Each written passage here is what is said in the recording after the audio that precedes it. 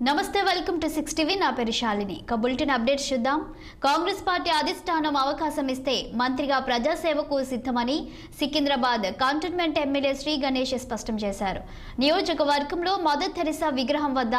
కాంగ్రెస్ నేత సంతోష్ ఆధ్వర్యంలో ఏర్పాటు చేసిన చలివేంద్రాన్ని ఎమ్మెల్యే శ్రీ గణేష్ ప్రారంభించారు వేసవి కాలాన్ని దృష్టిలో ఉంచుకొని ప్రజల సౌకర్యార్థం చలివేంద్రాలు ఏర్పాటు చేయడం గొప్ప విషయమని శ్రీ గణేష్ అన్నారు మానవ సేవే మాధవ సేవగా భావించి కాంగ్రెస్ నేతలు చలివేంద్రాలు ఏర్పాటు చేయడం శుభ పరిణామమని వ్యాఖ్యానించారు తాను ఎమ్మెల్యే కాకముందు శ్రీ గణేష్ ఫౌండేషన్ ద్వారా 10 ఏళ్ల పాటు సేవా కార్యక్రమాలు నిర్వహించామని ఆయన తెలిపారు మంత్రిగా అవకాశం రాకపోయినా ఎమ్మెల్యేగా కంటోన్మెంట్ నియోజకవర్గాన్ని అభివృద్ధి బాటలు నడిపిస్తానని తెలిపారు శ్రీ గణేష్ మన కంటోన్మెంట్ నియోజకవర్గంలో రెజిమెంటల్ బజార్లో మదర్ తెరీసా గారి స్టాచ్యూ ముందు ఈ యొక్క డ్రింకింగ్ వాటర్ క్యాంపు తమ్ముడు సంతోష్ యాదవ్ గారు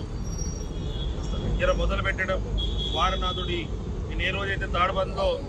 ఇదే త్రాగునీరు క్యాంప్ ఏదైతే ఓపెనింగ్ చేశామో అదే రోజు చెప్పారు ఆయన నేను మౌండా డివిజన్లో 5 వాటర్ క్యాంపులు ఆర్గనైజ్ చేస్తా అని చెప్పడం చాలా అదే రోజు చెప్పాను మీకు చాలా శుభసూచకం చెప్పడమే కాదు వారు మాట మీద ఉండడం ఒక గొప్ప విషయం ఇది వారు చెప్పింది ఇక్కడ మదర్ తెరీసా స్టాచ్యూ ముందు ప్లస్ పాస్పోర్ట్ ఆఫీస్ కాడ మిగతా ఎక్కడెక్కడ అవసరం ఉందో వైఎంసీ చౌరస్తా కాడ 5 దగ్గర పెడతారని చెప్పడం చాలా శుభసూచకం ఈరోజు కంటోన్మెంట్లో చాలా మంచిగా జరుగుతుంది ఏంటంటే